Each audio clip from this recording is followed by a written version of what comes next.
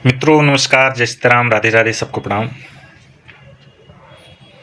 मित्रों, जब मैं विद्या अध्ययन करता था उस समय माता पिता के द्वारा, जो गुरुजन होते थे उनके द्वारा भी, और जो हमारे शुभचिंतक होते थे उनके द्वारा भी सबसे एक ही सीख दी जाती थी कि दुष्टों का संग छोड़ दो।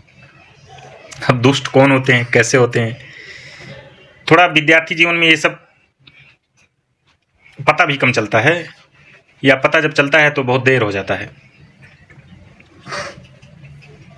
तो अब विधि का विधान कह लीजिए,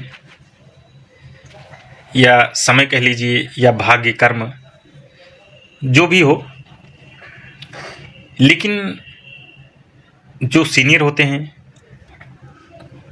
अनुभवी होते हैं, वो अपने हिसाब से जो तर्क देते हैं उनकी तर्कों में दम होता था। वो कहते थे कि जो है दुष्टों का संग छोड़ दो, अन्यथा कार्य जो आप भी संकल्प लेके चल रहे हैं वो पूर्ण होने में संदेह हो जाएगा।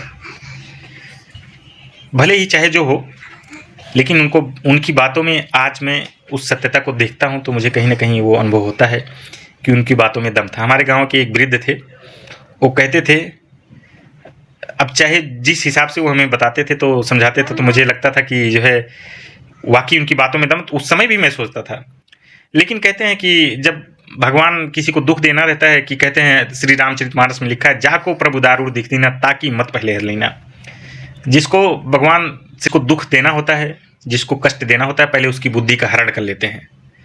तो हरण कर लेते हैं तो उसको फिर एक चौपाई आ जाती है, ये भी श्री रामचरितमानस की है कि विधि बस सुजन कुसंगत परही फन मन सम गुण निज अनुसर रही। कहने का मतलब है कि विधि के विधान में होकर जो अच्छे व्यक्ति होते हैं वो कुसंगत में पड़ जाते हैं, फिर उनको अच्छे और बुरे का जो है आभास नहीं होता। आज के समय में ये सारी चीज़ें मैं सोचता हूँ तो मुझे लगता है कहीं ना कहीं वो जो अनुभवशाली व्यक्ति थे, बहुत ही अनुभवी व्यक्ति थे, उनकी बातों में दम था। वो अपने हिसाब से गांव की ठेठ कहावत में कहते थे कि भैया कौवे के साथ बैठेगो तो वो टट्टी पे बैठाएंगे। जैसे कौवा जो होता है वो आप लोग जानते नहीं होंगे, लेकिन गांव में देखा होगा कि जो है कौवा जो है मल भी जो है मल का भी भक्षण कर लेता है।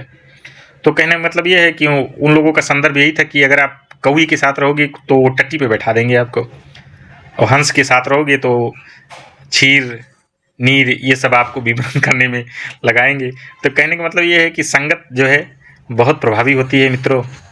बहुत संगत से ही बहुत अच्छी अच्छी प्रतिभाएं नष्ट हो जाती हैं। अगर संगत आप अपने हिसाब से, और संगत भी विधि के विधान के हिसाब से मिलती है, ऐसा आपके चाहने ना चाहने से कुछ होता नहीं है। तो आप सभी लोग जो नवयुवक हैं, जो नई संगत पाने की चाहत में हैं, तो उनसे मेरा अनुरोध भी रहेगा, निवेदन भी रहेगा, और उनको सलाह भी रहेगी कि अच्छी संगत ही पाइए।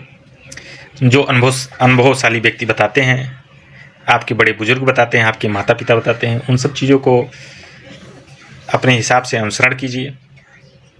ज़्यादा से ज़्यादा प्रयास कीजिए, अनुसरण कीजिए, तो बात बन जाएगी और ज़िंदगी आपकी अच्छी लाइन पाइन से निकल जाएगी, और क्या पता भगवत शरण भी मिल जाए। बाकी नमस्कार, जय सीताराम, राधे राधे।